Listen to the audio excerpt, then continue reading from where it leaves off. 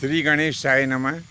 प्रिय बंधुओं, यज्ञ पूजा करते समय सदैव हमें इतनी वस्तुओं को तैयार कर लेना चाहिए। तो सर्वप्रथम 3-3 अंगुल के कुश लेकर के उनकी 2 पवित्रियाँ बना लें। तो एक पवित्री मुख्य यजमान को पहना दें और दूसरी उनकी पत्नी को पहना देना चाहिए। वैसे तो जितने भी जोड़े वहाँ पर शाकल्य छोड़ने के लिए वर्ण हुए हैं, उन सबको भी एक एक पवित्री धारण करना चाहिए। प्रधान यजमान सर्वा से यज्ञ कुंड में घी की आहुति दे और बाकी यजमान जो है हवन कुंड में शाकल्य छोड़े। इसमें हमने जो यज्ञ सर्वा की चर्चा की है, इस यज्ञ सर्वा की लंबाई 6 अंगुल होना चाहिए और सृच जो होता है उसकी लंबाई 3.5 अंगुल की निश्चित शास्त्रों में और पुराणों में बताई है। सप्त संध्याएं जो होती हैं उनकी लंबाई 1-1 बीता होना चाहिए। पूर्ण पात्र 6 अंगुल का होना चाहिए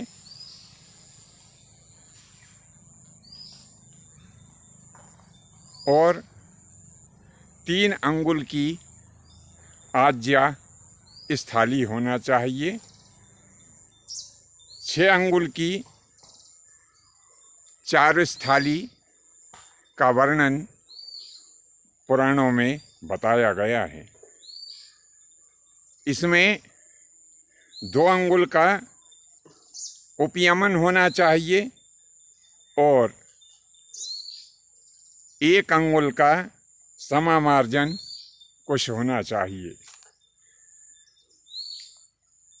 प्रोक्षणी के उत्तर में हमें सदैव प्रणीता पात्र में जल भरकर रखना चाहिए और यज्ञ वेदी को कभी भी बिना वस्त्र के नहीं रखना चाहिए, क्योंकि यदि बिना वस्त्र की यज्ञ वेदी होगी तो वह यज्ञ वेदी नग्न मानी जाएगी और यदि यज्ञ वेदी नग्न होती है तो यज्ञ का फल प्राप्त नहीं होता है। वेदी के चारों तरफ हमें कुशा बिछाकर फिर उसके ऊपर अग्नि स्थापित करना चाहिए और जब हम कुशा बिछा देते हैं तो क्या होता है, जब हम कुशा बिछा देते हैं तो इंद्र का वज्र और शिव का त्रिशूल और विष्णु का चक्र ये सभी वेदी की रक्षा करते हैं। बंधुओं, प्रत्येक व्यक्ति को सब ज्ञान नहीं होता है। निश्चय ही मैंने ये जो भाग डाला है ये एक बड़ा गहन विषय है।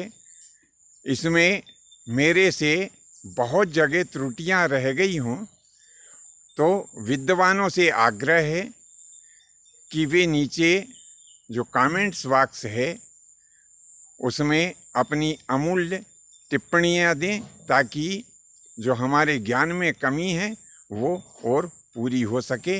आज के लिए बस इतना ही। शेष फिर कभी नए विषय के साथ में आपके सामने उपस्थित होंगे। आज्ञा दीजिए। धन्यवाद। जय माता की, जय परशुराम जी।